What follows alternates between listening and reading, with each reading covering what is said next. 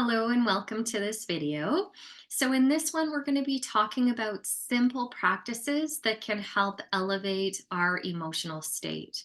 So we know that elevated emotion releases the happy feel good neurochemistry in our brain, and that not only calms the limbic system, but also sends messages to our body that we are safe and that it's okay, so that our own inner healing mechanisms can really start to come on board and do what they need to do. It also decreases inflammation, right? And so there's a lot of reasons why it's important for us to elevate our emotional state. Now, we want to think about elevated emotions as actually a spectrum, right? And so at the big positive end would be something like an experience of bliss. And there are things a little bit closer to neutral that are still in the elevated emotional spectrum that are also very powerful, right? And we can have positive emotions that are more calming positive emotions, and we can have other ones that are more excitement oriented, right? That are more filled with a higher level of vitality or energy with them. And so if you're starting from a place of not having elevated emotions, sometimes trying to go to like bliss or intense joy, like it's just too far away from where you're at to be accessible or reachable. And so in those cases, we can use smaller versions of elevated emotion. If you want to think of it that way, I'm not really sure they're smaller, they're equally as potent, but they're calmer versions that we can start to use those as stepping stones towards more of that elevated joy and bliss sort of state. So, some of the more easily accessible elevated emotions tend to be things like gratitude. And there's a ton of research out there on gratitude and showing the benefits of it. And what we know from this research is it literally only takes 2 minutes of gratitude consistently every day to start to make real changes in your neurochemistry and in how you're feeling and in your outlook on life. So maybe consider, if you're not already, doing a gratitude practice at some point in your day. Lots of people do it right before bed, but at some point in your day, every day. And you can either write out what you're grateful for or you can speak it out loud.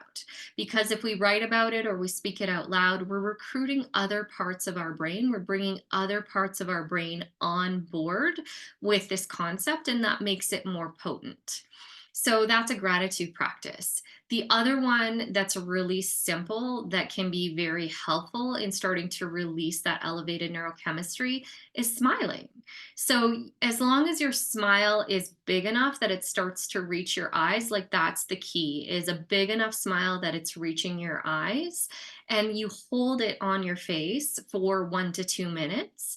And again, that releases the elevated neurochemistry just in the reflexes of your muscles, or the musculature in your face signals to your brain to release those neurochemicals. And again, the smile doesn't have to be genuine per se. Like we can kind of plaster it on our face, right? As long as, again, it's big enough to kind of reach your eyes. That's the main one.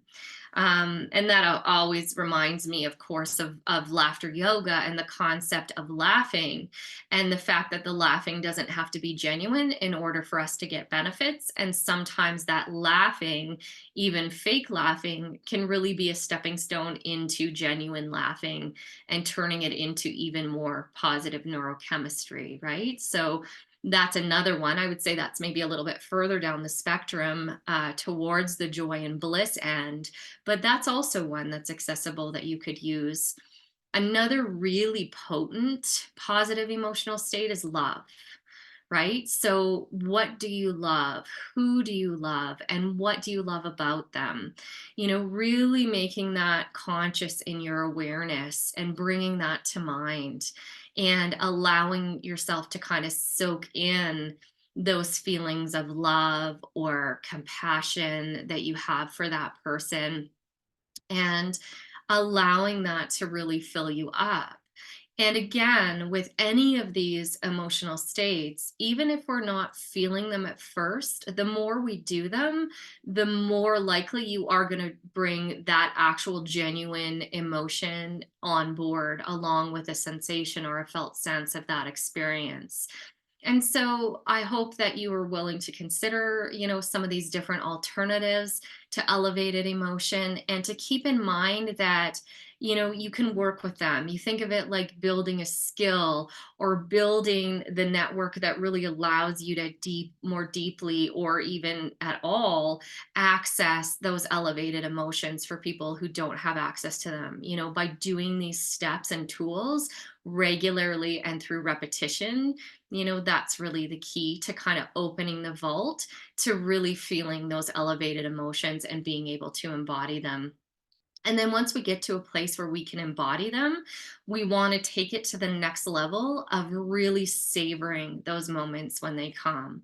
So let's say I'm thinking about somebody that I love deeply and deeply care for, and I feel it, like I just really get that feeling of loving them.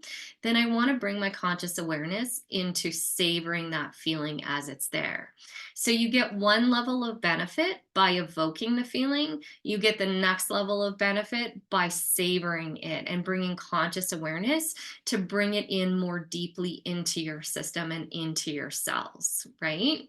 And so that's another piece to kind of keep in mind as you're going through the retraining process. I hope this video is helpful for you, and I wish you all the best. Thanks for being here with me today. Take care.